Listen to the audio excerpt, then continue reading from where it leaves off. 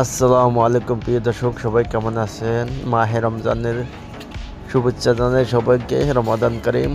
আমার grace media YouTube page থেকে বললাম, অনেকদিন পরে একটা ভিডিও নিয়ে আসলাম। টয়টা এলিয়ন গাড়ি, ফুল গাড়ি রাব পলিশ করা হয়েছে, দেখতেই তো পারছেন। শাইনিং অনেক সুন্দর, মাশাআল্লাহ। আমার চ্যানেলটা